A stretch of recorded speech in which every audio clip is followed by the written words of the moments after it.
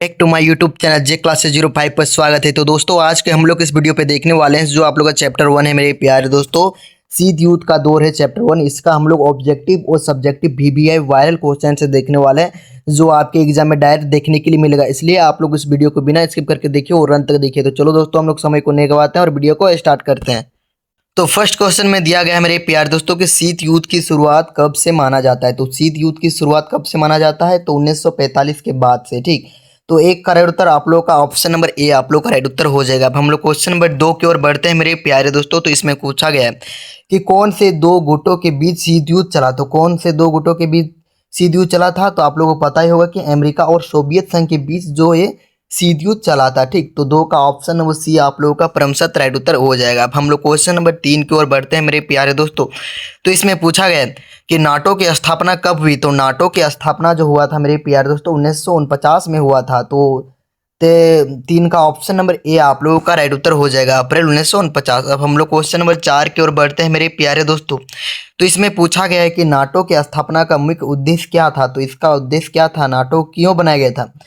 तो इसको बनाने का निर्णय इसलिए था कि पश्चिमी यूरोप में सोवियत प्रभाव के विस्तार को रोकना। ठीक, तो 4 का ऑप्शन नंबर सी इसीलिए ही नाटो का उद्देश्य था। ठीक, अब हम लोग क्वेश्चन नंबर 5 की ओर बढ़ते हैं। तो इसमें जो आप लोग का पूछा गया कि नाटो की स्थापना के समय कितने देश शामिल थे। तो उस समय जो देश थे ना मेरे प्यारे दोस्तों वो 12 देश शामिल थे नाटो की स्थापना के समय। ध्यान देना है। अब हम लोग क्वेश्चन नंबर 6 की ओर बढ़ते हैं। तो पूछा गया कि क्यूबा मिसाइल संकट के समय अमेरिका के राष्ट्रपति कौन थे। तो जब क्यूबा मिसाइल संकट जो हुआ था उस समय अमेरिका के राष्ट्रपति कौन थे? तो वो थे मेरे प्यारे दोस्तों वो थे जॉन एफ कैंडी थे। ठीक है, तो 6 का ऑप्शन नंबर ए आप लोग का राइट उत्तर हो जाएगा। अब हम लोग क्वेश्चन नंबर 7 की ओर बढ़ते हैं। तो पूछा गया कि शीत युद्ध के समय शक्ति के कितने केंद्र थे। मतलब उस समय कितने केंद्र थे शक्ति के। तो कितने केंद्र थे? तो 2 केंद्र थे। ठीक, तो 7 का ऑप्शन नंबर सी आप लोगों का राइट उत्तर हो जाएगा। अब हम लोग क्वेश्चन नंबर 8 की ओर बढ़ते हैं। तो इसमें पूछा गया कि सोवियत संघ में साम्यवादी शासन की स्थापना कब हुई। तो कब हुआ था? तो सोवियत संघ में तो 1917 में। ठीक, और चंपारण विद्रोह भी 1917 में हुआ था। ठीक, ये भी ध्यान देना है। अब हम लोग क्वेश्चन नंबर बढ़ते हैं हम लोग 9 नंबर की ओर। तो इसमें पूछा गया कि 1917 में रूस में साम्यवादी राज की स्थापना किसने की।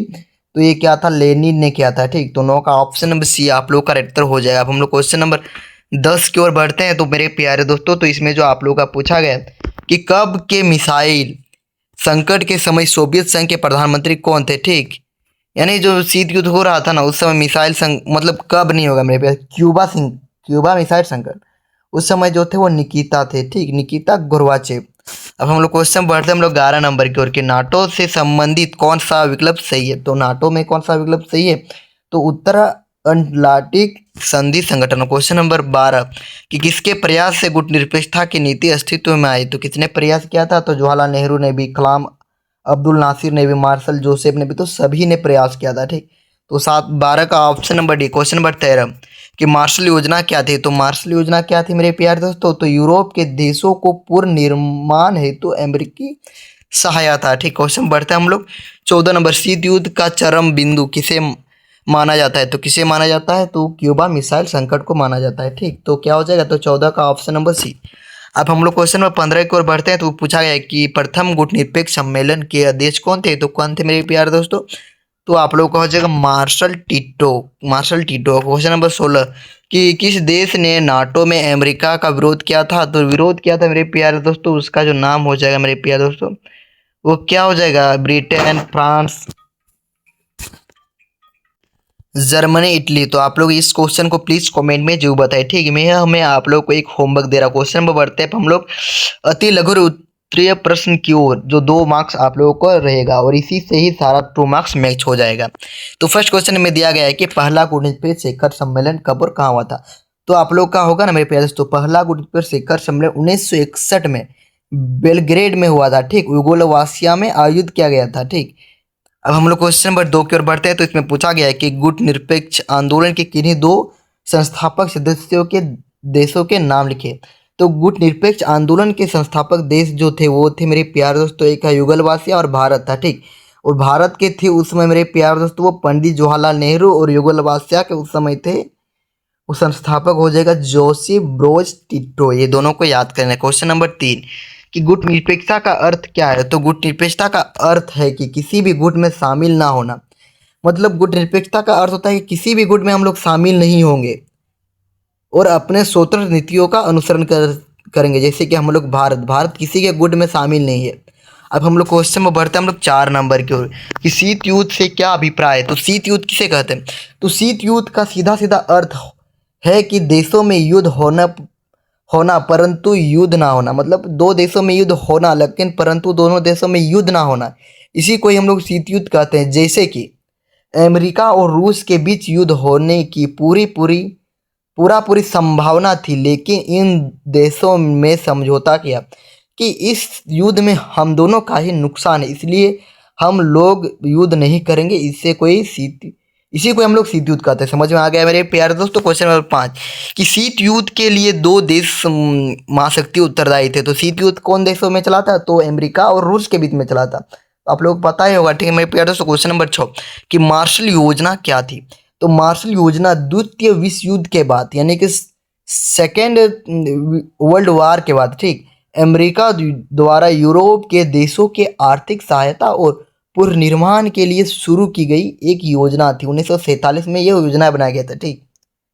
इसका उद्देश्य युद्ध से प्रभावित देशों के अर्थव्यवस्था को मजबूत करना और उन्हें फिर से विकसित करना, ठीक। इसी को हम लोग मार्शल योजना कहते हैं। क्वेश्चन नंबर 7 कि पूछा गया है कि क्यूबा मिसाइल संकट का वर्णन करें।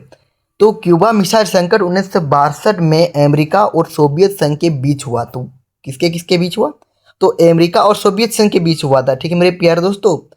यह एक अत्यधिक गंभीर अंतर्राष्ट्रीय संकट था, एकदम गंभीर अंतर्राष्ट्रीय संकट था, जब सोवियत संघ ने क्यूबा में परमाणु मिसाइल तैनात शुरू की। तो अमेरिका ने इसका कड़ा विरोध किया क्योंकि इससे उसकी सुरक्षा खतरा था। इसके बाद अमेरिका ने क्यूबा की नाकाबंदी कर दी, ठीक है मेरे प्यारे को।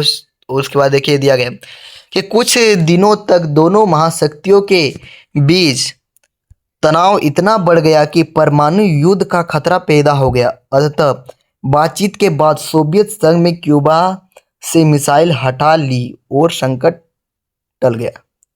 इस घटना ने दुनिया को परमाणु युद्ध के खतरे का एहसास कराया, ठीक है मेरे प्यारे। तो पूंजीवादी गुट में कौन सा देश उभरा। तो पूंजीवादी गुट में देश जो उभरा ना मेरे प्यारे दोस्तों, वो आप लोगों का अमेरिका हो जाएगा। कौन सा देश उभरा मेरे प्यारे दोस्तों। तो अमेरिका।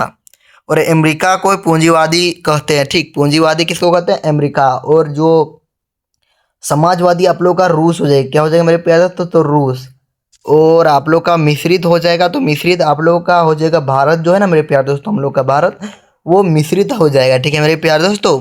और जो है ना मेरे प्यारे पाकिस्तान, तो पाकिस्तान का भी हो जाएगा आप लोगों का क्या हो जाएगा मेरे प्यारे दोस्तों। तो उसका भी आप लोगों का मिश्रित अर्थव्यवस्था हो जाएगा, ठीक। तो ये वीडियो आप लोगों को अच्छा लगा तो लाइक करें, कमेंट करें, सब्सक्राइब करें। जय हिंद, वंदे मातरम। और इसी प्रकार आप लोगों को इसका पार्ट 2 यानी कि चैप्टर 2 भी चाहिए और इसका 3 मार्क्स का क्वेश्चन आंसर और 5 मार्क्स का चाहिए, तो आप लोग ज़्यादा से ज़्यादा शेयर करें। जय हिंद, वंदे मातरम।